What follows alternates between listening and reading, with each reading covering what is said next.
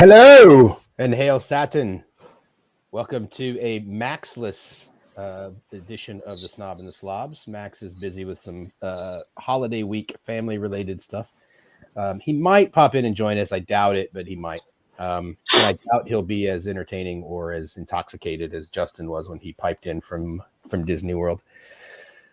So Justin and I are just going to chill. First of all, I'm unknown comics writer Chris Hurst, not joined by my fellow slob this week, but I am joined by my snobby friend Justin. Good evening, everybody. We are just going to kind of chill tonight. We've got a few prepared topics to talk about, I suppose. Well, half-ass prepared, as prepared as we do. Tonight, we're just going to kind of chill on a Christmas Eve in England and see where we go. But so one of the topics I wanted to bring up that we talked about today on text is critique and criticism. There's been some stuff I've seen lately, primarily coming from the mainstream comics side of things. You see it, I think, in just about any community, right? Where if you give any kind of negative criticism about something, regardless of how constructive your criticism is, just the fact that your criticism is negative, you're met with, oh, you shouldn't do that because it negatively affects the community. And so I thought we would open up and talk about right ways to criticize and the role of criticism and how to take criticism, because I see a lot of these same things creeping their way into independent comics on the indie side and on the CG and all that kind of stuff, right? Where there's this aversion to criticizing and saying publicly that something's not good. Yeah. When you brought this up, I thought it was actually a really interesting subject. Now, anybody that's watched our show over the past couple of weeks, and anybody who knows me personally knows that I'm not into comics. I'm not in the comic scene. I know I'm aware of comics very tangentially through my friendship with Chris and with Max. So I can't speak to the specifics of the comics dynamic. However, I think what you're touching upon is something that's really, really interesting and kind of unpacking how you kind of unfortunately have gotten to this point. And then what I think is very positive, and I think speaks to the right way to give critique, is how do you move forward, and what can you do as a creative in this type of an environment? And for me personally, Hey, Kev. I think for me personally, I will say right off the bat, if you're in a creative endeavor, regardless of what it is, whether it's comics, writing, whatever, and you're not looking to constantly improve and shape and refine your craft, you are not a creative to me. Right. You are a tourist. I think you don't have to be the best thing ever. You don't have to be crushing it every day, but you should always be looking to do something just a little bit better with your craft. And if you're not taking criticism, you're not doing that. Yeah, agreed. And I think, first of all, Aaron Sparrow, I don't want to limit this just to comics, because of course, this same kind of thing applies across any kind of creativity, whether it's film or art or music or whatever. But there's a point when you look inside, like, sort of the community, like the comics community, you comics isn't a community, it's an industry. And that's what Aaron Sparrow, who's a comic book writer, I heard him say recently. Comics is an industry, it's not a community. And so if you're not giving proper criticism and critiquing things, then you're actually doing a disservice to the industry and to the customer base and to and that kind of stuff. And I think if you want to look at it as a community, like say some of our CG friends do, then you're also doing a disservice to the community if you're just saying that everything is good. If you're not honestly critiquing and saying, hey, this needs some work, or this isn't, this, you need to fix this, or this book wasn't good, you're actually doing a disservice to the community as a whole. And you're doing a disservice to future customers, because they may spend money on something that you very well know the last book this person did wasn't very good. Yeah, and I think that's an incredibly valid point. I think people's reaction to critique and criticism, regardless if it's good or bad or whatever, I think says more and more about them than the actual criticism itself. And I say this with the utmost realization. I hate getting critique. I work in an inherently collaborative field. Von Smoot has, for those that just, sorry to interrupt, Justin, but for those that don't know, Von Smoot's currently in Gran Canaria. And so I would imagine that he's enjoying himself quite a bit. Very festively. And good evening, Aria. He's calling you Florida man. Hey, Aria, how we doing, mate? And hey, Aria and some of our other friends that are a lot of times joining us in the chat won't be here tonight because, unfortunately, due to us having to postpone from last night, we are running right up against the CG UK Bargain Bin Christmas special. So if you haven't checked, if you're watching this if you're watching our show right now, stay here. Don't go watch the Bargain Bin. But if you are watching this show after the fact and you haven't seen the Bargain Bin, go over to Jacobus Go Texas channel and check those guys out. Their shows are usually a lot of fun. So anyway, so we won't have Aria, we won't have Bristoli and Dave because they're both going to be hosting that, and Jacobus as well sometimes joins us. So sorry, go ahead, Justin. No, yeah. So I work in an inherently collaborative field for my day job, and when I work with other people and stuff, and we have discussions, one thing I always tell them is like, look, I hate receiving critique. Everyone should just inherently bask in the glow of my genius and just be thankful that I'm willing to share my time with them. But ultimately, though, I can't look at one thing where I have gotten critique back or criticism or whatever, and even it might radically change what I was doing, it didn't end up better in the end. Right. And I think that's the one thing I always take away from it is that good criticism always helps shape and improve. Even if you don't take on the specific criticism, it helps you think about your work in an external way. And I think that's an important part of the creative process. Yeah, I agree. And I think there's kind of two different ways of approaching this. One is the creative itself, creativity, or the creative person themselves, the person who created the thing. And maybe there's three ways to approach this. There's the creator, there's the critic, and then there's the wider audience and how all of it is viewed. There's certainly a right and a wrong way to receive criticism. There's certainly a right way and a wrong way to give criticism. And there are ways that criticism impacts the customer base or the community or the audience, however you want to characterize them. Sure. And so, yes, you're absolutely right. As a creative, if you're not willing to take criticism, if you're not seeking criticism, and seeking critique, then you're not doing it right. You're almost like an athlete who thinks they can't be coached. Yeah, absolutely. And there's always that anecdote. After every game, Michael Jordan was out at the free throw, putting 100 baskets down after every game. So it's like, it's something that you always have to be constantly seeking that self-improvement, and it's not fun. I mean, let's be honest. Receiving criticism and critique is not fun. You put a lot of yourself into your creative work. Receiving criticism back is never enjoyable, but it's necessary. And to your Michael Jordan example, not only did he work hard and stay after, he also took advice and listened to inputs from players that were older than him. And so the generation that came before him, when he came into the league as a young player, he listened to people like Magic Johnson, Kareem Abdul-Jabbar, and those guys as they were mentoring him as a professional. And so I think that's a lot of and plus he listened to his coaches. Yeah. And so, you're absolutely right. If you're not taking that, and like I said, you have to be seeking that criticism as well. If you can't create in a vacuum, it's one of the reasons why I think editors are so important. Absolutely. You've got to have somebody there that's you get so close to a creative work that you can't see the flaws and you need that outside voice. And that's, let's face it, an editor in some ways is a critic. They're giving you criticism. They're giving you notes.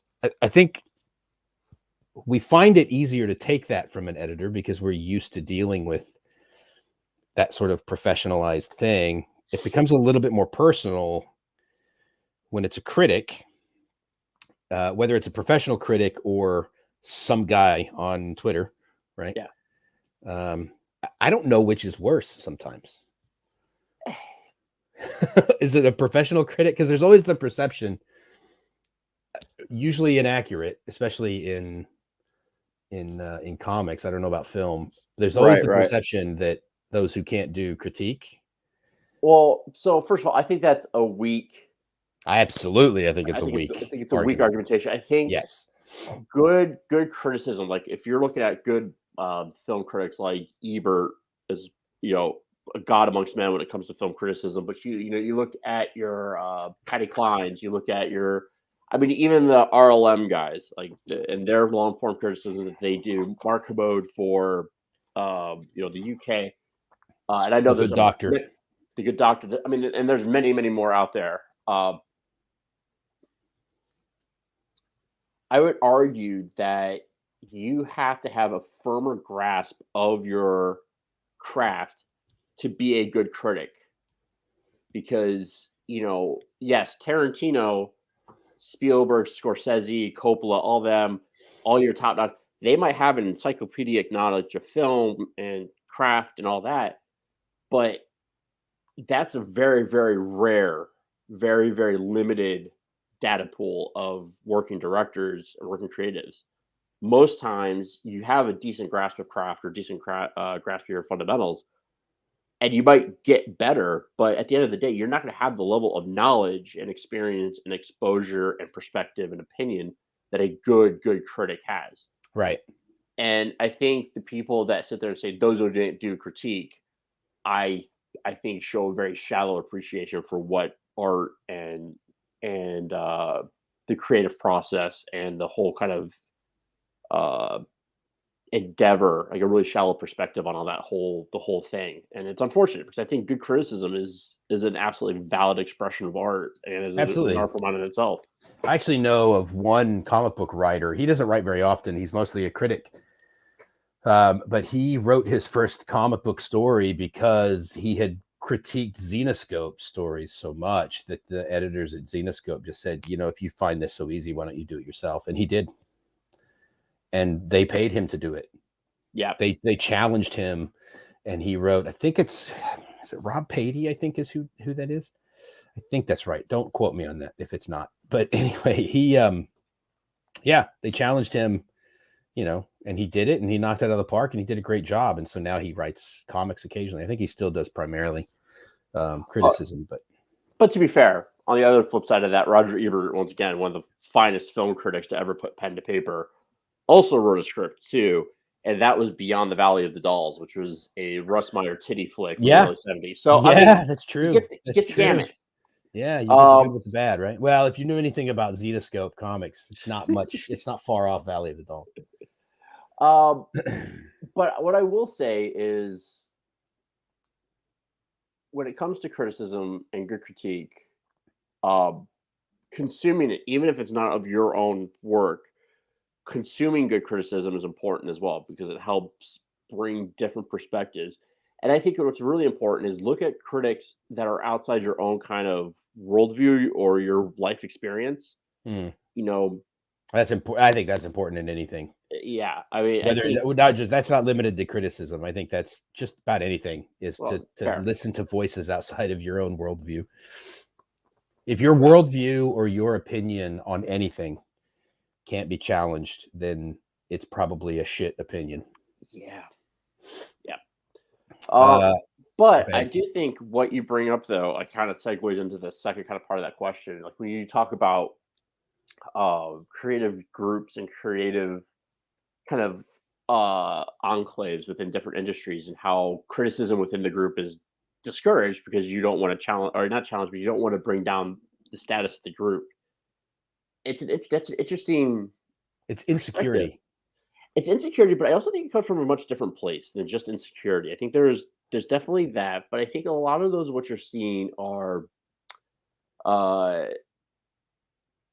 like kind of the more marginalized communities, the like women's writers, persons of color and stuff like that. And I think where that comes from is that you want to protect the group because it is such a challenge for these. Yeah, groups and to I think we're come saying up. the same thing. I think that's Yeah. still insecurity. It just might be justified or validated Mm. insecurity. You know what I mean? It's still Yeah. an insecurity about whatever it is. And I think that's why we see it in comics. And you're right, there's a lot of that with female writers, with writers of color, that kind of stuff, that there's this sort of idea that you shouldn't critique that work because it damages the work of all creators or artists or writers from that pool, right? If you critique Maya Angelou, then it's doing damage to all female Black writers or poets or whatever, right? Which I don't think is true, but there is that perception, and that's certainly true within comics. And I think both in the mainstream comics and in independent comics, whether it's CG or not, there are these insecurities, valid or not, that we've always, because all of us in comics have been nerds. We've been,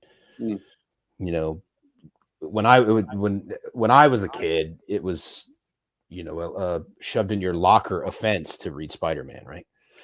And so now there's this insecurity about our place within the greater pop culture pantheon,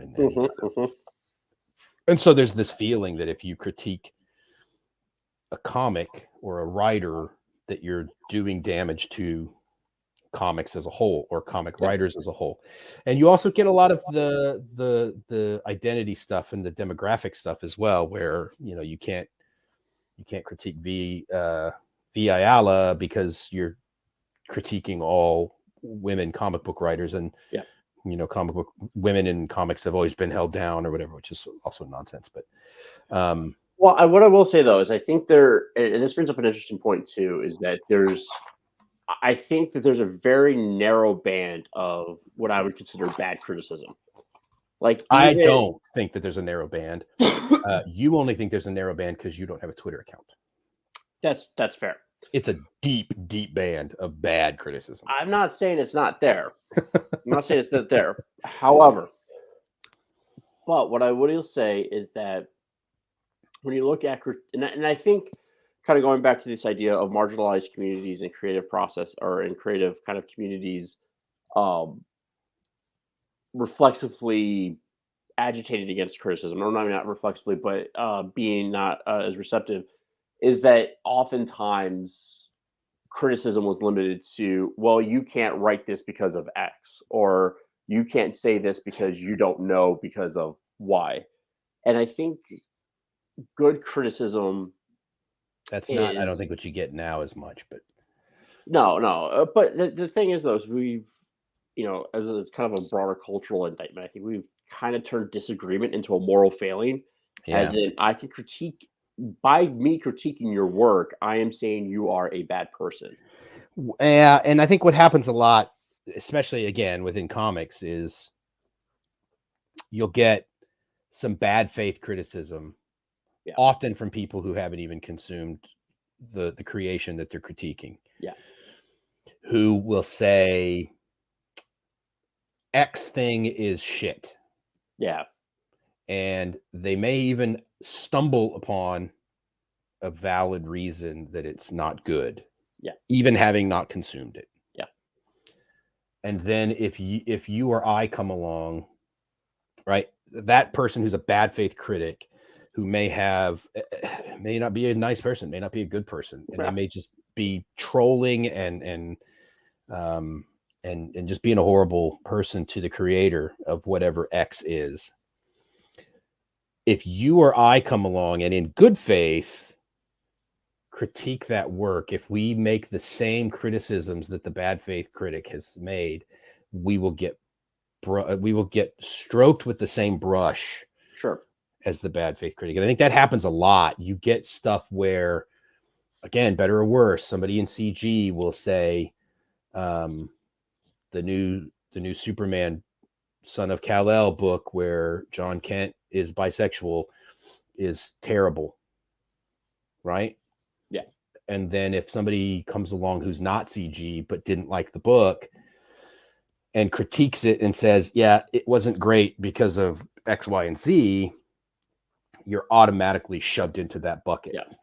And Well, and it's the Ghostbusters 2016 is a perfect example of that. Yes, or Last Jedi. I critique Last Jedi all the time, absolutely, knowing full well that there is a segment of the internet that will, regardless of how cogent my arguments are, will think that I just didn't like it because I'm a misogynist that doesn't like Ray. Yeah, absolutely. And it doesn't matter how many times you say the great tragedy is how much of how fucked over Ray as a character got. Yeah, it doesn't matter how many times you say that. Yeah, or that the real failing of that movie is that it betrays its own central theme. Yes. Okay, Paul, back.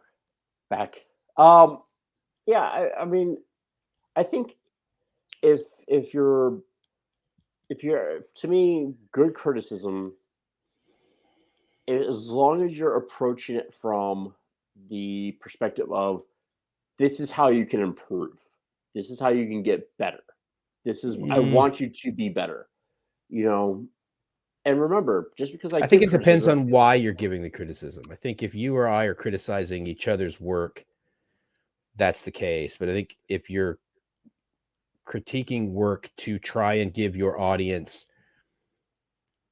a recommendation of whether to consume or avoid, it's not necessarily in a way of trying to make the work better. It's more informing your audience, and that the only way you can do that is to build credibility and respect with your audience.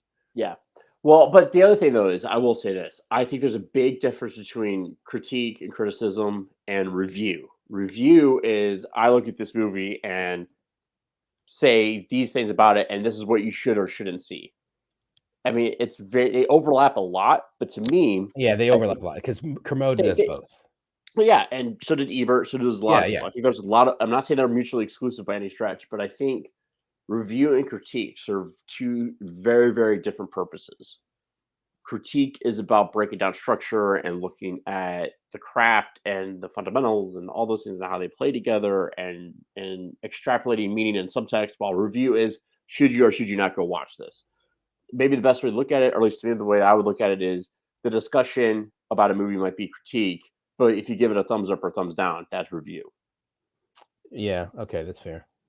I mean, like I said, not mutually exclusive, but yeah.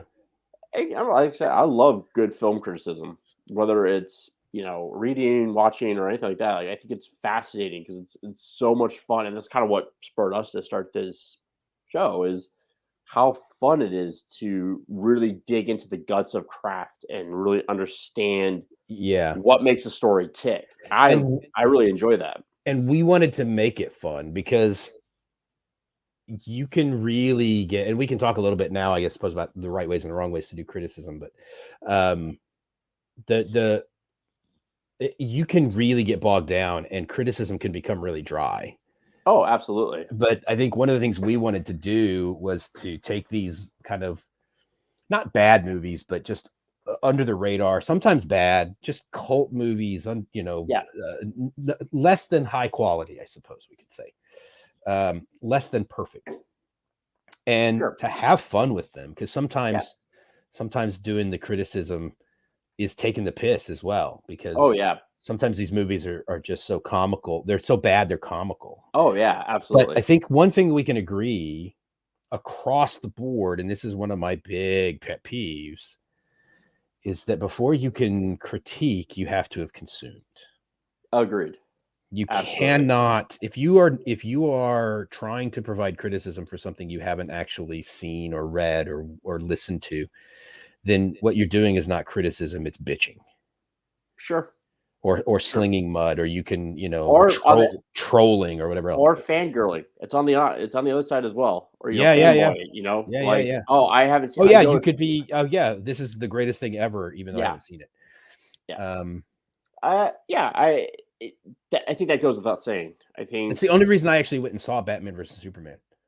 Just so you could bitch about it later. Just so that I could have. I was fairly certain it was going to be bad. I didn't realize how bad. I didn't know the depths to which Zack Snyder was capable of going, which is also, we need to save that discussion. If we have time today, maybe we'll bring that up. the Zack Snyder discussion that we had the other day at your house. Oh yeah. But I knew that if I didn't see it, I couldn't, with any kind of credibility, have an opinion about it. Sure, that's fair. And so I went and saw it. Some people say that may have colored my critique because I went in knowing it was going to be bad. That was just history telling me that. Well, I mean, we're everyone's going to bring their own bias to something, you know. Also, the next good movie that Zack Snyder makes will be the first good movie that Zack Snyder has made. Fair. Well, that's like, you know, I went into Suicide Squad, the first one. I refuse to see it.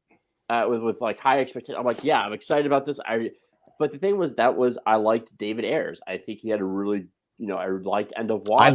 I liked David Ayers before Man of Steel and Batman vs Superman. How is that relevant? Didn't David Ayers co-write both of those with Zack Snyder? No. David. What's his name? No, David Ayers is the director. Oh, okay. David I Ayers thought Zack Snyder directed the first Suicide Squad. No, that was David Ayers. Oh, then who am I thinking of? Oh, the guy that co-wrote with Chris Nolan too. David Orsi? No. Give me a second. You just keep talking. Anyways, you know, I liked his style. I thought he was going to bring a really kind of unique take on superheroes with, you know, that. I thought the trailer looked David really Goyer. Cool. That's what it is. David S. Goyer. My apologies to Mr. Ayers.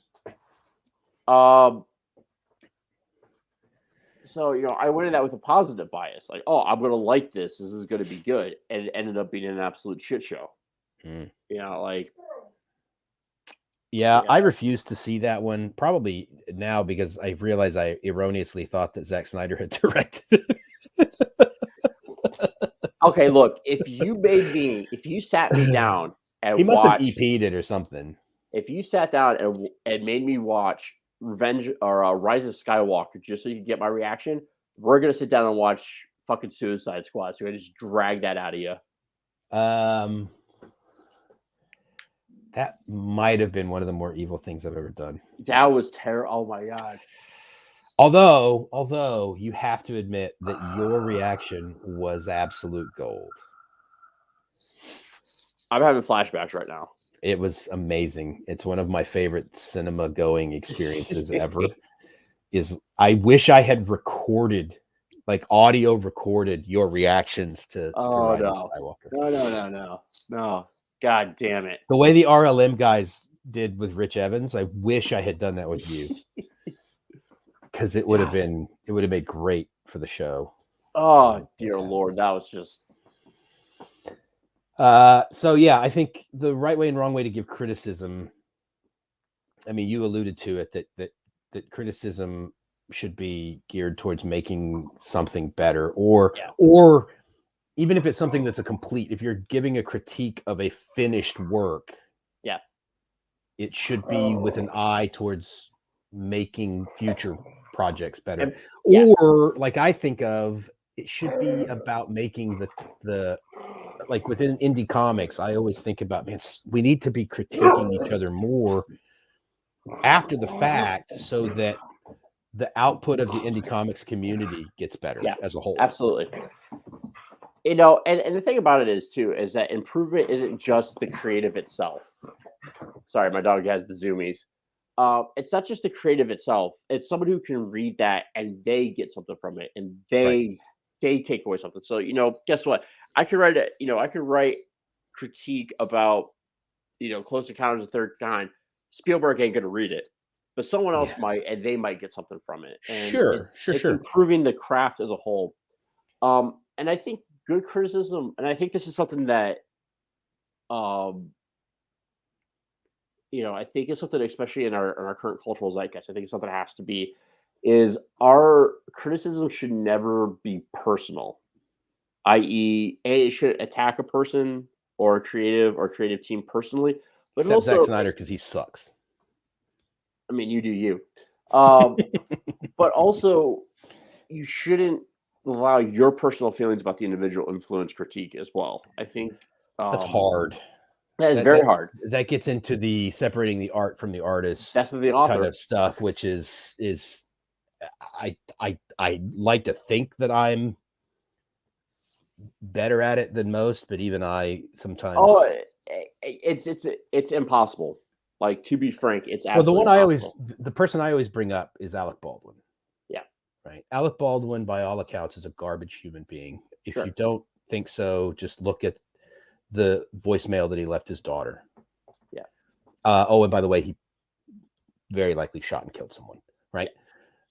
But the dude is fucking hilarious. Yeah. And on 30 Rock, there is nobody who could have played that character on 30 Rock. Sure. Nobody else. Tom Cruise is an absolute lunatic. But he makes good movies. Fuck me if I'm not going to go watch the next Mission Impossible. Yeah. You know, exactly. And there is, and I know this is definitely tangentially gets into the conversation about canceling, and cancel culture and all that. And I think that, there's nothing wrong with wanting to hold people accountable for stuff that they've done or, all of that. But I am a firm believer in death of the author. I'm a firm believer in that once that work is out, you separate it from the people that created it. And you look at it and you go, okay, what do I think about this? What do I think about that? I don't think, Joss Whedon could be a terrible human being. By all accounts, it sounds like he is. But Buffy the Vampire Slayer is amazing TV. And Firefly is the greatest sci-fi ever made. Great sci-fi Western writing. Yeah. And it's unfortunate that he turned out to be a garbage, dumpster fire of a human being, but doesn't diminish the creativity. And that goes across, it's the same thing that you look at, oh, let me throw one at you then. Could you watch Bill Cosby stand-up comedy? Ooh, that's a hard one, ain't it? Yeah. I've struggled with this because I loved Bill Cosby stand-up when I was a kid. I loved the Cosby Show when I was a kid. Yeah. And this is where I fail, I think, because I do find it a bit like that might be a bridge too far for me. So if somebody else is okay with watching, or listening to Bill Cosby's stand-up from the 80s and still finding it funny, more power to you. That's fair. Maybe I don't know if I could do it. I don't know if I could. So here's this. How about maybe this is a way to, as a perspective, and I'm just thinking this at the top of my head because you broached the subject. When I say separate the work from the individual, I'm looking at the fact that this thing exists as a separate entity from the person itself. I think stand-up comedy is a very unique art form because it is the person itself. That person is now in front of the camera. And granted, I get it's an act, I get it's a persona and all that. I understand that, but I think there's an immediate connection between you and the performer in a stand-up comedy. There's an intimacy that when you And find I out think what that you find out influences it. about Bill Cosby, it almost feels like a betrayal, a personal betrayal in some way. Yeah, I get you. But it doesn't diminish the impact or the benefit or the positive aspects of like the Cosby Show. I think with that, or the influence of, without Bill Cosby, there's no Richard Pryor or Eddie Murphy or Dave Chappelle, or like he inspired several generations of Black stand-up comedians that are, and some white stand-up comedians as well that are still going strong, and we wouldn't have those guys without that influence. So. I'm a black metal fan, and having to struggle with separating the art from the artist is part and parcel of being a black metal fan, because you've got varying levels of white supremacists in the early black metal movement, and church burnings and murders and all sorts of things, but I'm aware. You made me still see that terrible ass movie. Varg may be a complete asshole, and he is like a no shit white supremacist, but man, those first couple of Burzum albums are amazing. And it sucks. It sucks that you have to make that determination. Yeah, I mean, and it is hard, but I think it's one of those things I think there's an inherent acknowledgement of the complexity of people and understanding that different facets of a personality and a human being work together to create this sum that created art that you enjoy and that you take away from it, and it's, I don't look at it and go, guess what? Danny DeVito is, a diehard socialist, something I completely disagree with as a political and economic philosophy. Guy's funny as shit. He's hilarious. I can't deny that. Like, And he's sorry. been funny since I was a kid. Yeah, I mean, Like, I remember watching Taxi on reruns when I was Sure. a kid, when he played Louis De Palma. yeah. And he was funny then. Yeah. And that's it. I think it goes both ways. I think it's one of those things you look at, and you look at like the HUAC, the House House Un-American Activities Committee, in the 50s with, the blacklist in Hollywood. There's amazing writers on there. Yeah. Diehard communists or dyed in the wool or maybe former whatever, but doesn't diminish the fact that they're an amazing artist and have amazing writers and performers and directors and stuff like that. Yeah. So, I think it's once again, I think it's, you can't reduce people down to a political thought or an ideology or an idea. No. I mean, I think there are, I mean, obviously we acknowledge that there are extremes. Okay, this is not a blanket endorsement of white supremacy because I like art. Okay, I'm not. Right. No. But what I'm saying is Yeah. there are the extremes of Bill Cosby or Varg in black metal Sure. or whatever. But yeah, for the most part, if this actor or this musician or whatever, like Ted Nugent is like a big time Trumper and all of it, which I'm not in any way.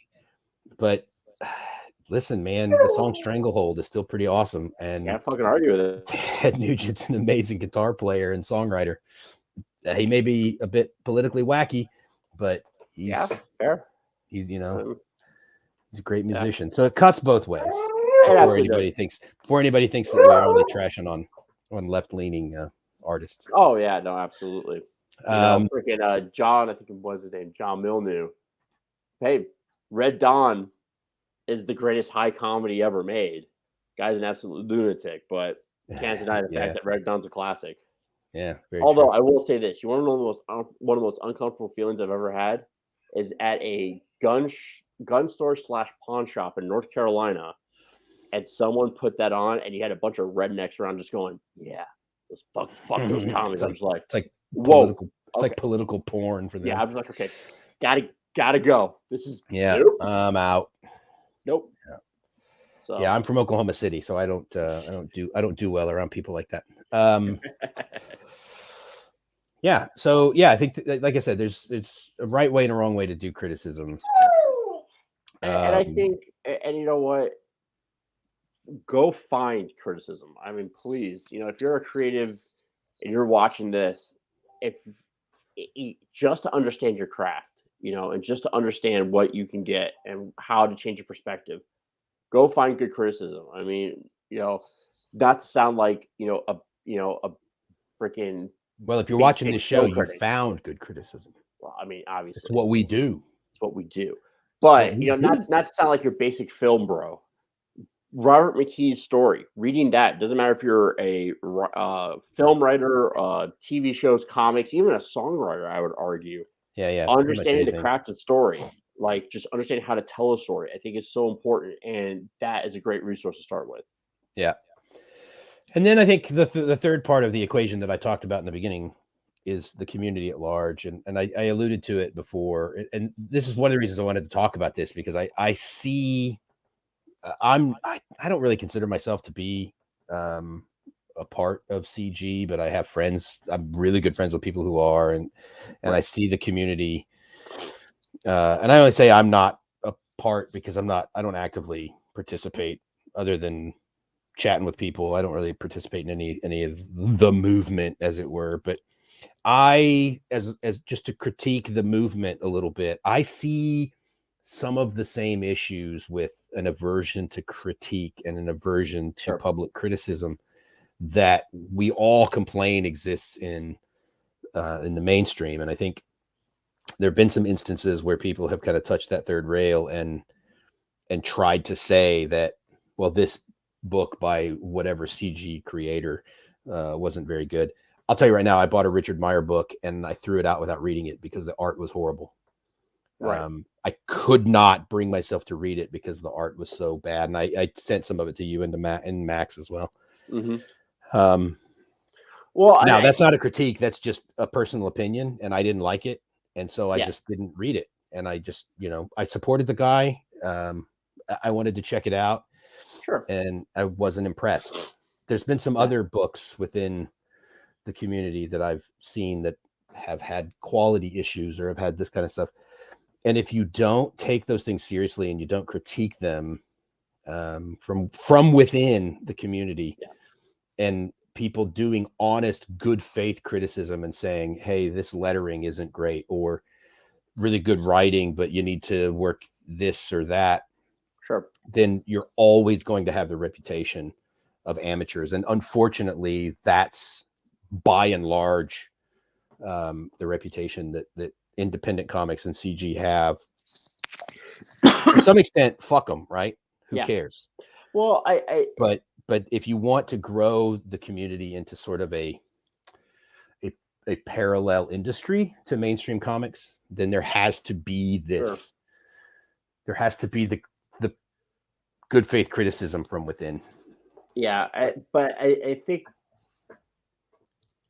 think what you're alluding to, and I think it exists across the spectrum, is that I look at that and I go, I think the issue that you're running into with that is you've turned whatever camp or tribe or whatever group that you're with into your personal identity. Mm-hmm. You turn it into an identity. So if you say I write through CG as a kind of community, you are not saying I just want to publish with these guys, or I want to work with this artist because I like this artist, or I want to work with this writer because I like this writer. You are subsuming or assuming an identity as a personal choice. And I think the problem is now is that when that criticism comes back on you, there's I think a strong sense of solidarity. It's like you don't criticize from within the group because you protect the group.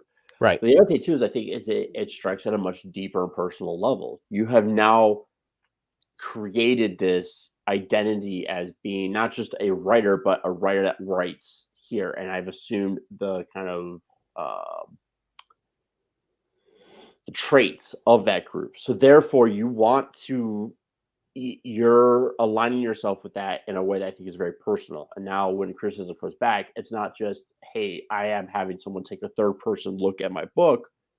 It's no, they're criticizing me. And even if you don't consciously acknowledge it, because I think if you lined anybody up and said, hey, this is what I think's happened, they're like, no, that's not what it is. It's just you just don't get it and you're just a bullshit fucking critic. It's like, no. I think to the opposite of that, though, I think there's sort of this weird, I hate to use this term because my CG friends this will trigger them. So trigger warning. There's a bit of virtue signaling that goes on as well. Oh, absolutely. When you're in the group, whether it's mainstream comics, whether it's CG, whether it's the heavy metal community, whatever, it's a sort of virtue signaling or whatever kind of signaling you want to do, but it's signaling to the other members of the group that I'm a good member of the group because I said that this thing is good. Yes. And I'm not even taking a critical look at it. I'm not even taking a critical eye. I'm just going to say for the good of the group and for the good of my position in the group, I'm going to say this was good. Okay. How about this? I mean, how kind of going back to something I could kind of relate to the 2016 Ghostbusters. Yeah. How many people came out and they're like, yeah, that's great Ghostbusters, great freaking movie, the whole nine. Happens in the mainstream all the time. And the greatest example I can give is when I went on Max's other show to talk about He-Man.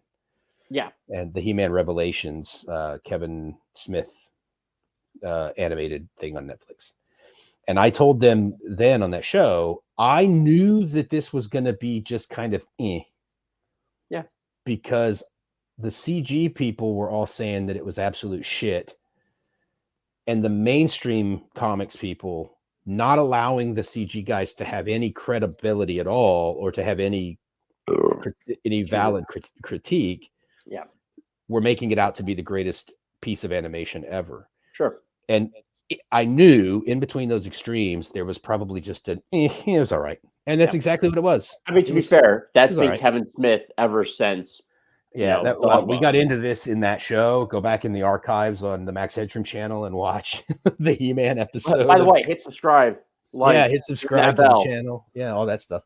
Uh, All that YouTube nonsense. YouTube not. Yeah, But yeah, we talked about that and how, Kevin Smith and Max and I were both trying to make the point to people that not everything you don't like is social justice warriors or agenda driven. Sometimes it's just shit. Sometimes it's just garbage. Sometimes it's just not for you. It might not be garbage. It might just not be for you. So I met my wife doing amateur theater, right? Mm-hmm. And the first show I saw her in was a show called Rent. Now, if you've been around, everyone has AIDS. Yeah, exactly. AIDS, Team America parodied it in the beginning. It's one of those things I look at and I go, I hate this show. This show is garbage. I do not identify with the characters. I don't think the songs are that creative. I think the script is terrible. I think I just doesn't. But the thing is, though, I have to take a step back and acknowledge that while I do not like it and I can have criticism about it, and that's another thing I will say, just because you're not the target audience or of the same worldview as the creative team doesn't mean you have invalid criticism. True. Yes. As long as it's good faith criticism. As long as it's good faith criticism, absolutely. However, but I had to take a step back and go, I'm not the target audience. I'm not going to identify with, lower class struggle of, gay, bisexual, and lesbian individuals in early 90s New York. Right. Sorry. Guess what? I am a straight white guy that grew up in middle class Michigan in the 90s and early 2000s. I have a completely different life experience. So I'm not going to identify with that. I can have criticism, but also understand that just because I didn't like it probably means that I wasn't the target audience. Conversely, I saw there's a show on the West End right now. It's called Six. And it is about the 6 wives of Henry VIII telling their stories. The whole kind of idea is that they're taking back their stories from being a footnote in Henry VIII's story, right? Right. Emma and I saw it up at the Edinburgh Fringe Festival a couple of years ago. Absolutely not my cup of tea. Like, it's, girl power pop music, done in the style of Spice Girls, the whole, I am not the target audience. I'll never go see that show again. It's a fucking amazing show. And I can acknowledge that the songs are well crafted, the singing's incredible, the choreography is good, the concept's really creative, and I just will never go see it again because I'm just not the target audience. I didn't really care for it. And so, I think it's this idea, and I think, we've talked about it before. You look at Star Wars, you look at Star Trek, you look at, all these type of properties that are coming back, and we get upset that they're not X, Y, or Z. Rise of Skywalker is still a dumpster fire of a movie. Yes. However, I can also acknowledge objectively a dumpster fire of a movie. However, I can also acknowledge, though, that I'm not the target audience. Hey, listen, we've spent 2 weeks over the last few weeks of our chill streams talking about Home Sweet Home Alone on Disney Plus. And that wasn't an advertisement. I don't know why I said it that way. It sounded like some kind of paid product placement. Okay, so we're going on the record now that Chris heartily endorses Home Sweet Home Alone on Disney Plus. No, I thought it just the way I said it came across as like some sort of paid product placement for Disney Plus. It was not. But anyway, we've spent some time dumping on Home Sweet Home Alone. My 6-year-old daughter loves it. So, and actually, I'm going to be honest. I watched it again today with her, and it's not as bad as I thought it was. We're going on the record. Chris Hurst endorses Home Sweet Home Alone as one of the finest pieces of cinema in the last 20 years. Not as bad as we all thought it was the first time. It's still bad. It still misses the mark. But it's again, it's acknowledging that I'm not the target audience. She loves it. She doesn't like the Macaulay Culkin one, and my wife and I both absolutely love that movie. I had to come to when I realized kind of this thing, probably too late in life to change my crotchety old ways. But before we had our daughters, my wife and I watched Maleficent in cinema, and I did not like it. Yeah. But I was not the target audience. But again, now having daughters, I've seen pretty much every Disney thing a million times, and Maleficent is actually a pretty well crafted story. It's just still that I'm not the target audience, and it doesn't appeal to me. It's not my thing. If I'm going to sit down and watch a movie, it ain't gonna be Maleficent. And you know what it is? I think we're both kind of getting to something here, which is that good criticism shouldn't be about the emotional reaction you have to a piece. Right. Good criticism shouldn't be, oh, I had XYZ reaction. You know, Marley and Me made me cry at the end of it. That's because the dog dies. Right. It's a stupid fucking because you're movie. human, and Because I'm human. yeah. So You have emotions, and they toyed with them. Yeah, and and I think that's probably why most modern armchair Twitter critics fail. Sure. Because it is all emotion. And I have to admit, and Max has admitted this with himself about Star Wars. He acknowledges that he's a bad critic of Star Wars because he convinced himself that The Last Jedi was good when he first saw it.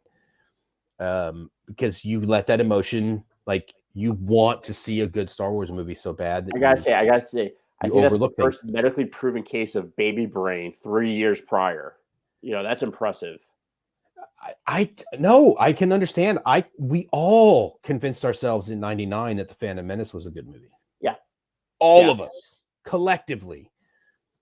It wasn't until later that we all looked back and like woke up from this nostalgia days that we were like, wait a minute, no, that sucked, man. That was terrible. Yeah. I mean, it's, but you know what the greatest one is? And then you and I have talked about this before. You might have to hang me for this, but the original Star Wars, actually not that good of a movie. Not great. No, I've told the story. I can't remember if I've told it on the show or not, but my buddy Jesse and I were invited to British Film Institute, BFI, in London several years ago to watch all 3 of the original films. And we're about a quarter of the way through A New Hope, and we both looked at each other and we're like, did they change the print of this? Like, was it always this cheesy, and was Luke this much of a whiny bitch? And yeah. But we were 6 when we saw it the first time, and we loved it, and so we've created this emotional fandom around this, emotional experience we had when we were 6. Sure. So. Yeah. We're not, you have to then acknowledge that I'm not a good critic of Star Wars. Sure. Because I'm too emotionally attached to Star Wars. Same with Indiana Jones. I'm too emotionally attached to Indiana Jones to be. I thought, the first time I saw Kingdom of the Crystal Skulls, I convinced myself it was good. I was like, oh, that was all right. It was good. It was good. Cool. It was good. I kept saying it. When I realized that it wasn't good was when I figured out that how many times I was saying it when nobody else was around, and realized, I'm convincing myself that was a good movie. I'd be in the car just driving along going, oh yeah, man, oh yeah, it was good, it was good, it was good, it was fine, it was good, it's fine, it's good, it's good, yeah, good, it's good, it was fine, it's fine. So yeah, you need help, or you being abused by Indiana Jones? Call this number to help. I'm still a bit stunned that Temple of Doom wasn't in the top 10. Yeah, sorry, that's a non sequitur. Justin and I were talking earlier. A friend of ours, Nick, every year at Christmas posts on Facebook. He does Christmas categories, and you have to try to answer whatever the category is without Googling it. And today's category was top 10 highest grossing films of the 1980s. And I said several answers that were correct, but I also said Indiana Jones and the Temple of Doom, which was not in the top 10. Last Crusade was, but Temple of Doom wasn't. And there are some who would say Temple of Doom was the better film. I am not one of them, but there are some. No. I just always remember the monkey brains part. Oh, the super racist. Yes. It's super racist with the underground roller coaster. Oh, but don't worry, nuking the fridge is a bridge too far. Yeah, but we can have an underground. That's fine. That's fine. Too much. Yeah.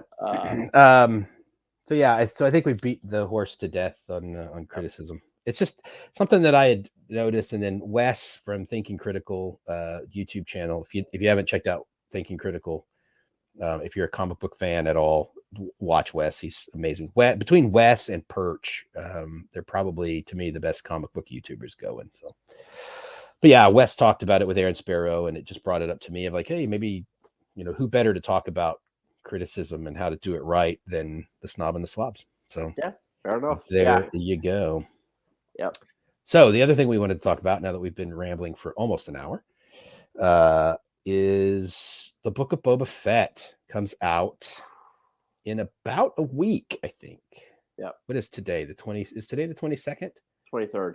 Today's the 23rd. So it's 6 days. A week yesterday on the 29th is the first episode of the Book of Boba Fett.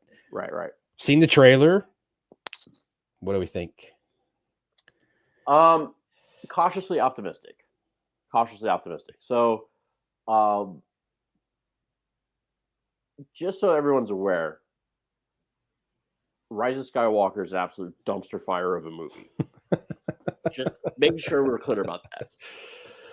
I was more partial to The Last Jedi, but Chris, you brought up an incredibly good point. You can't dismiss an entire third of a movie and still call it good. Yeah. An entire third of the movie, and then the 2/3 that are left betray their own central theme. Yeah, absolutely. I love Rian Johnson as a filmmaker. Knives Out is one of my favorite movies of the last couple of years.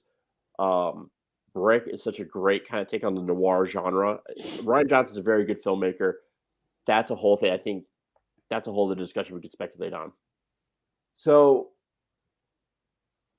why I'm kind of setting this up is I've not been impressed with Star Wars since Disney's acquired it and brought it under the kind of the House of Mouse. Yeah, I think the only one I've liked has been Force Awakens. Yeah, I think Force Awakens was great. It was really good. Yeah, but I didn't like Rogue One. I haven't seen Solo. I don't need to see it. It's a story that doesn't need to be told. Anyways. Yeah. Anyway. So I think Force Awakens is the only one. It's the only Disney Star Wars that I've liked. So, why I'm saying all this is just to kind of contextualize my reaction to Mandalorian. Mandalorian is exactly what Star Wars needed to be in the modern era, which is away from the Skywalkers, away from X-Wings, away from like you exist in the same universe.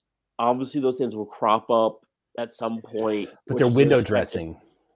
Yeah, they're there as part of the setting. They're not member berries. Exactly.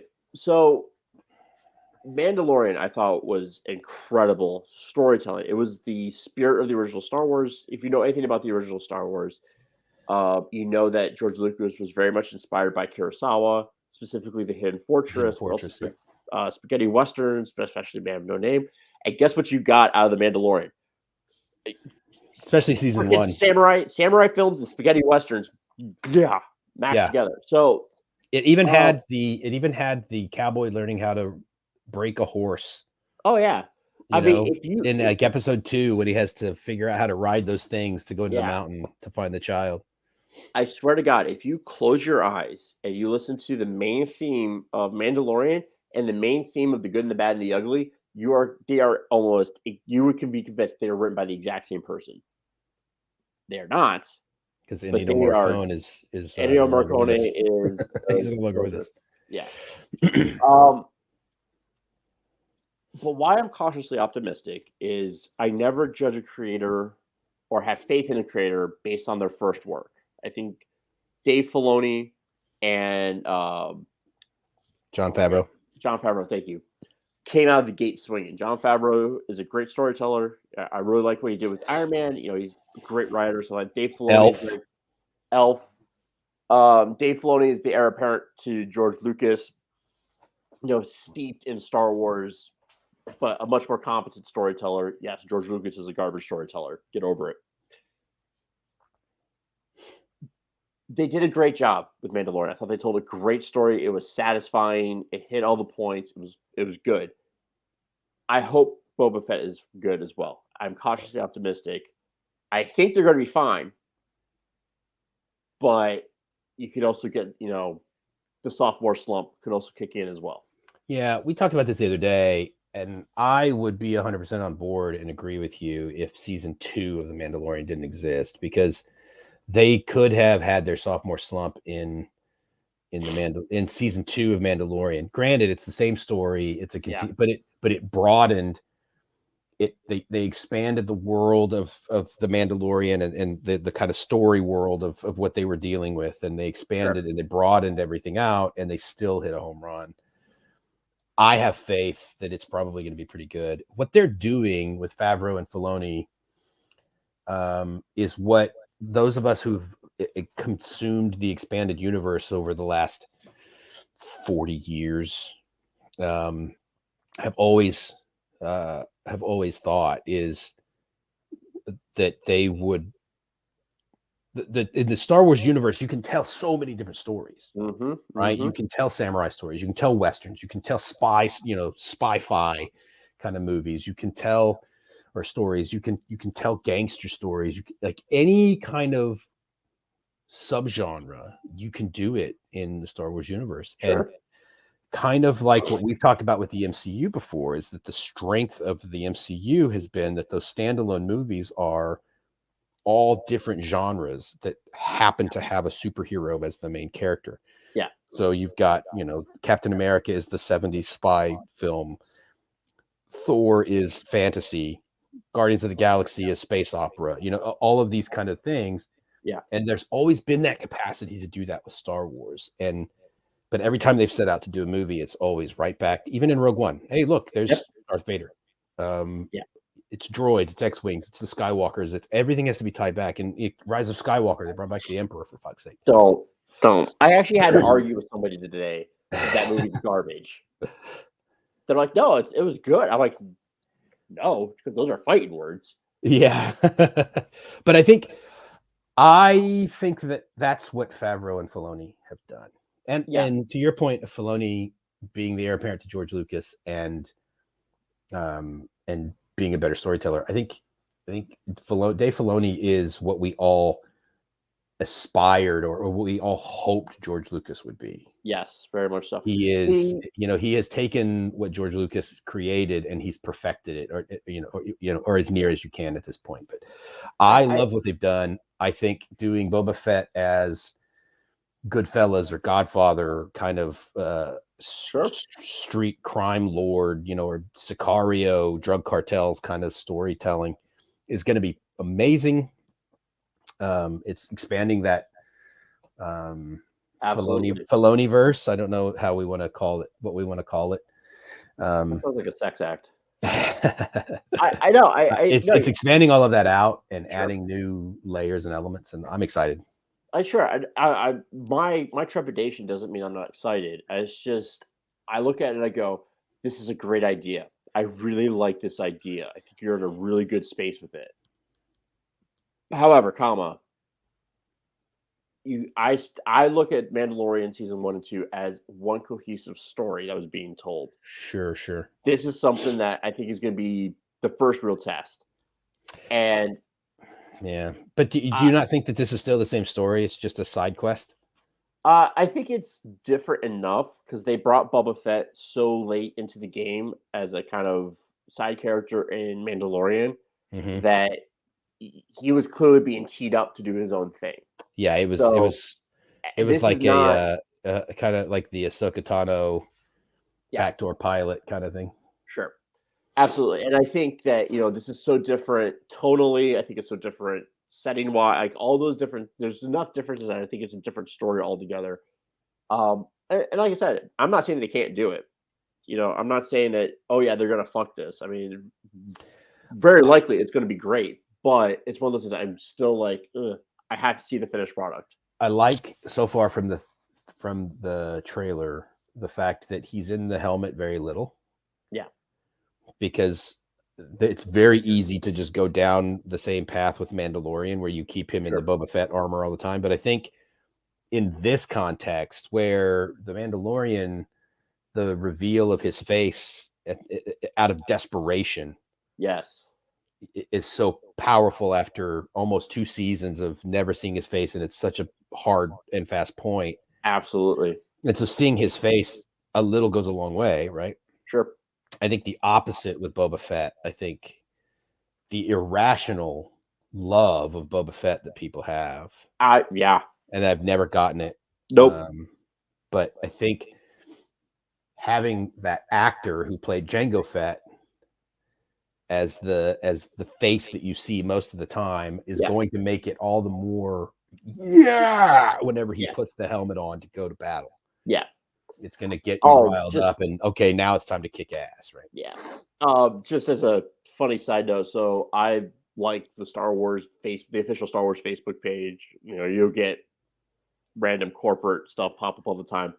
I found it hilarious that they showed the Boba Fett cartoon from the Christmas special and said, like, on this day, people first met Boba Fett, and the animated, the animated special, whatever the title was. I'm like, oh, so you're not even going to acknowledge that it's from the Star Wars Christmas special. Like, we all know where this is from. Do you know they remade that?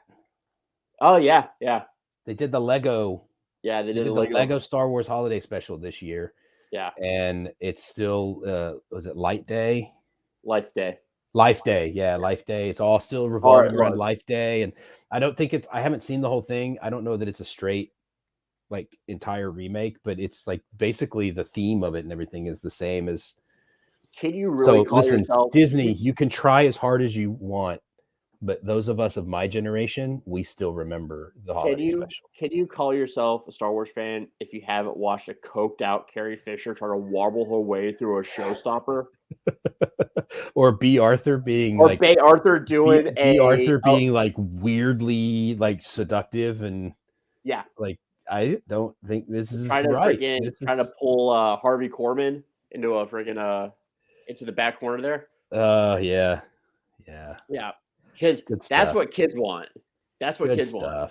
Yeah, you guys. Jefferson Airplane, and I love the fact that it was shown one time in like 79. I think it was Christmas of 79, and then it was never shown again, and never released on video. Like the only time anybody saw it, unless you were like our friend Ralph, and I must have seen it because I remember it, so I must have seen it originally. I would have only been about 5, I think. Yeah. But I must have seen it. And then we watched it again about 2 years ago, just before COVID, 2019.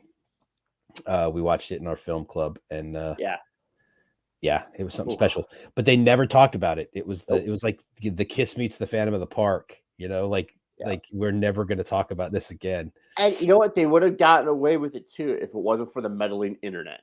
Yeah, if it wasn't for those kids and their meddling internet. And the meddling internet, they would have gotten away with it. Yeah. Nope. Hey, you got to take it all. It's all there. Yeah. It's all part of it. So. Yeah, I'm really excited about Boba Fett. I mean, look, I'm excited about, I think, is the Kenobi thing still happening? I think it is. I don't know. I hope they base that off of is it Jonathan Jackson that wrote the book Kenobi, the novel Kenobi? Really, really good novel. If you haven't read the Star Wars Legends novel Kenobi, check that out. I'm hoping that that's what they use as the source material for the Kenobi TV series. It's basically Obi-Wan on Tatooine, like immediately after he drops Luke off, and he's kind of trying to get settled in.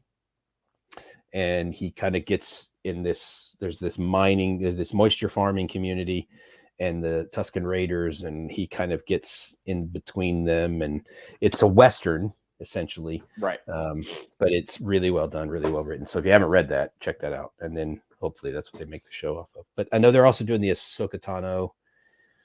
Yeah, they're still talking about that too. I mean, I don't know. I think Disney right now is so,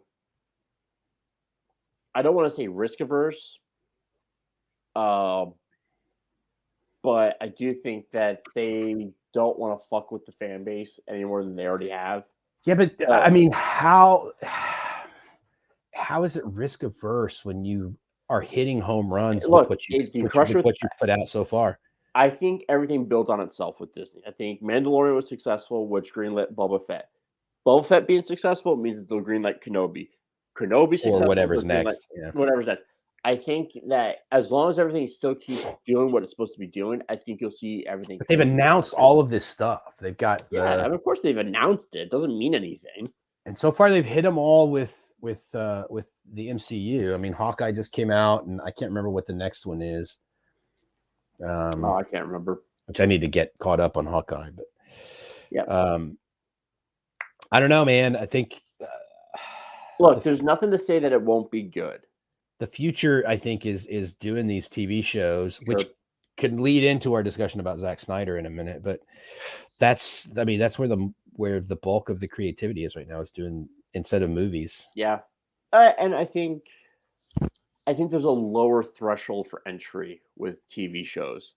You either invest, $400 million into a movie that you don't know is going to be good or not, or you invest $100 million into a series of TV that you can do a lot with, and you can do because you can tell a lot longer form stories. Yeah, you saw that with Mandalorian. Like if you look at the scope of Mandalorian from season 1 to season 2, vastly different. Like, oh yeah, definitely. It definitely expanded in season 2. Definitely.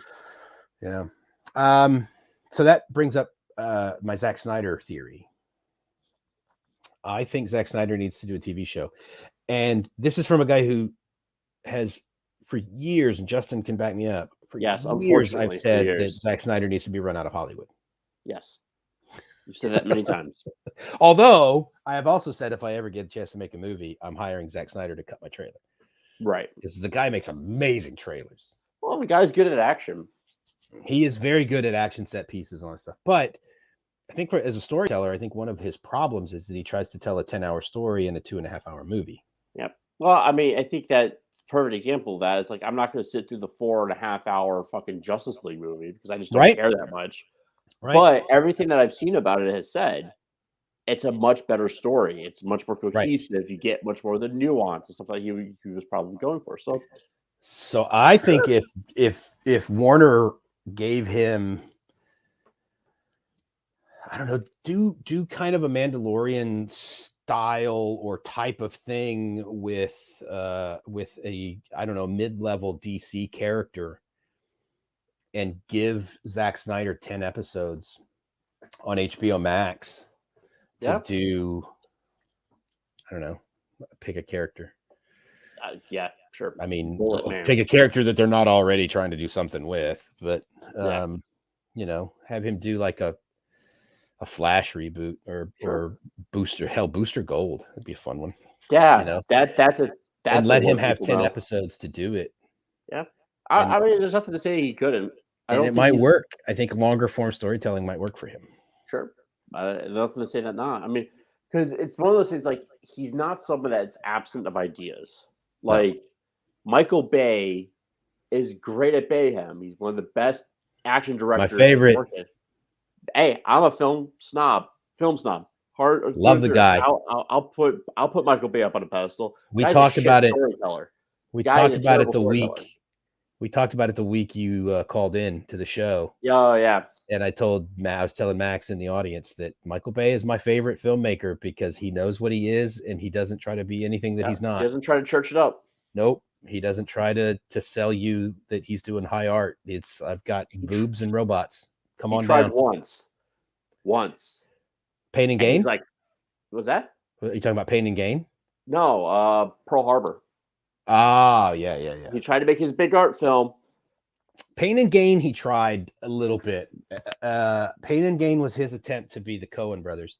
Yeah. And I think he hit a home run. I love Pain and Gain. Sure. And I think if that movie had been done by the Coen brothers, we would have been talking about it at the Oscars. Fair. It was a really good movie. Yeah. But I think it got shit on because it was Michael Bay. But the guy has chops, man. He knows what he's doing. Yeah. But my point, though, being is that I don't think Michael Bay is a good storyteller. He's a good visual artist. He's a good action director, not necessarily a good storyteller. Zack, he doesn't have, I don't think he has ideas as much in his own stories. Zack Snyder, you can tell he has ideas he's trying to express. And I think you bring up a good point. Him trying to tell 10 pounds of story in a 2-pound bag. And, maybe longer form will work for the guy. I don't know. I might have to disagree about Michael Bay not being a good storyteller. I think he's a good storyteller within the context of what he's trying to do. Fair. Oh, okay, maybe because fair taste. because Pain and Gain is a good story. He does a really good job of storytelling in Pain and Gain, so he can do it. He just doesn't try to overtell a story within the movie he's doing. He's not trying to tell you Casablanca within Transformers. He knows exactly what that is. He knows how little story that needs and how much plot I and think I now action need set that in my pieces it life. needs. What's I that? need Casablanca Transformers. All I need is Optimus Prime. But wearing a fedora. that's where I think Zack Snyder fails sometimes. I think Zack Sure. Snyder is trying to tell Lawrence of Arabia in a superhero movie. Yeah. And he's overdoing the story. But the other thing too is I think with Zack Snyder is I think he's also overly in love with the mythology. Yeah. I think what makes Dave Filoni, kind of going back to that conversation, I think what makes Dave Filoni work so well in Star Wars is that he has a love for the universe, but not a reverence for the universe. Yeah. And I think for him, he's able to tell a much more human story and a much more. I think he's just a better storyteller too. Yeah. And he doesn't overtell. He doesn't, Yeah. If the story needs to be simple, he keeps it simple. Sure. And I think that's where Michael Bay does. You and I talk about it all the time, that there's nothing wrong with a simple, basic story, well done. Oh, absolutely. And that's what Michael Bay does. But in the instances where he's needed to be more of a storyteller, because I think the story in The Rock is a pretty good story. Not a lot of depth, but there's enough there for the character backgrounds and stuff. Before I put my foot in my fucking mouth. Huh? I don't think he directed The Rock. I think that was Don Simpson. I thought he did The Rock. I thought that's where he broke out. No. Am I going to misdirect another fucking movie tonight? You are. Hold on a second. Nope, it was Michael Bay. My bad. Yeah, I thought so. Yeah, it was Michael Bay because he did that. He did like Bad Boys, The Rock, and then Con Air. Yeah, and I think those had the perfect story for those movies. Sure. Oh yeah, The Rock's an incredibly simple story. I think Sean Connery and Nicolas Cage brought a lot more nuance to those performances than I think he was expecting. Probably. But there's enough. There's enough depth to the backstory of like Sean Connery's character. Sure. But there's just enough. Yeah. It's not. But that's the writing was all you need to know is that he was arrested for something. Right. Sean Connery through his performance brings more to it. Because I think Michael Bay just doesn't care. He's like, look, you do you. I'm good at the visuals. I think one of the best stories about Michael Bay is on Bad Boys when he's with he tells Will Smith to run across the bridge without a shirt on. And Will Smith's like, no, I'm not doing that. It's like, you're gonna fucking do it because that's what's gonna make you a star. Yeah. And one of the most iconic shots out of Bad Boys is him running across the bridge with a shirt on. I mean, that's what made Will Smith the poster. Yeah. So, a simple story well told is always better than a complex story. Yes, and I think that's I don't even say a simple story well told. Oftentimes, is better than a complex story well told. Absolutely, 1,000% of the time. Yeah, it is. Yeah. And I think that's Zack Snyder's failing. I think he tries to overcomplicate things. He tries to get too cutesy. I think if he told a basic story, he would probably be pretty good. Yeah. I mean, Dawn of the Dead, that was basic. I'm not saying it's great, but it was good. It's the one movie of his that I will say that I actually enjoyed. My only question on that one was why. Oh, yeah. I mean, you get that and that gets back to the remakes, reboots. Yeah. And I give him a pass on Watchmen because I think that's an impossible movie to make. Yeah, that's fair. So, I don't think anybody could make that one. And he's just the poor sap that they duped into doing it. He was the Don Quixote to that windmill. Yeah. Well, he only got it because Terry Gilliam, the original director that was tabbed for it, asked his friend Alan Moore, if you were going to make this movie, how would you do it? And he said, I just wouldn't do it. And told Terry Gilliam that there's no good way to make that movie. And Gilliam was like, yeah, you're probably right. And he backed out. Fair. So, and then the studio, Warner Brothers, went to Zack Snyder as their backup. So And then it makes me think, after hearing that story, like, oh my God, what would a Terry Gilliam directed Watchmen Probably look a like? shit show. What would a Terry Gilliam Probably a shit show. I'm sorry, like Yeah, Terry but Gilliam's maybe a shit show is how to do that. maybe. But the Maybe thing is, doing like, just an absolute bonkers, like Brazil type, Baron von Munchausen, yeah, kind of over the top take on the Watchmen is the way to do it. I don't know. I love Terry Gilliam. I think that's been an hour and 20 minutes. Yeah, it definitely has been. So I think we should wrap up. What do you think? Yeah. Yeah, sounds good to me. We don't have Max here to promote Rokon, but I will say go to Indiegogo and support Max's book Rokon that he did the art for along with writer Ben Jackson, who hosts the other show on our channel here on the Max Headroom channel, which is Saturday Morning Cartoons. It's not always on Saturday. It's not always in the morning. And it's not always about cartoons. I think they did a show like Monday night this week. I think I saw. Hey, consistency is what this channel's all about. Yeah, exactly.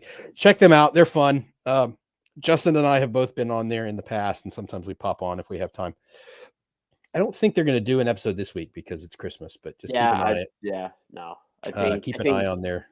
I think Max's better half would probably kill him if he tried to. Although Max and his wife have been going around to all the family's houses during the week, so I have no idea what their Christmas plans are. Anyway, I won't be joining them on Christmas. I've got plans of my own, but yeah, check that out. Check out Rokon, Rokan, on Indiegogo. It's sword and sorcery, hand painted comic book that's still running a campaign. I think they're going to do a second push before the book finalizes. So yeah, 100% GMO free, and it's organic, and yeah, it's gluten free and all of those things, and no animals were harmed. Maybe, I don't know what's in ink. But anyway, that's kind of our spiel for in lieu of Max being here. I don't know what our schedule is going to be next week. Maybe we'll do something Wednesday night, but a little bit later. I have a football game to stay up for Wednesday night that starts at like 2:00 in the morning UK time. Yeah, this is my so excited phase. I may be napping at our normal show time for Wednesday. So maybe we'll do a later stream going into the game or something. We'll see. But yeah. Anything else, Justin? No. As always, please support independent artists in your area, amateur art, local theater groups, local musicians, anything like that. Omicron is taking a bite again out of everything, as I'm sure everyone's aware. Omicron. So yeah, just please support them though, because they really need the support, and they're always going to be more appreciative and stuff like that. So, and same thing kind of goes with that. The Rokon comics looking great. Please go support the Indiegogo, because I know Max will greatly appreciate it. And keep eyes on this space, because I know there's other stuff coming down the pipe. Yes, sir. All right. With that, we'll end as we always do with John Waters' quote: "Get more out of life. See a fucked up movie." Fucked up movie. Hey, Merry Christmas.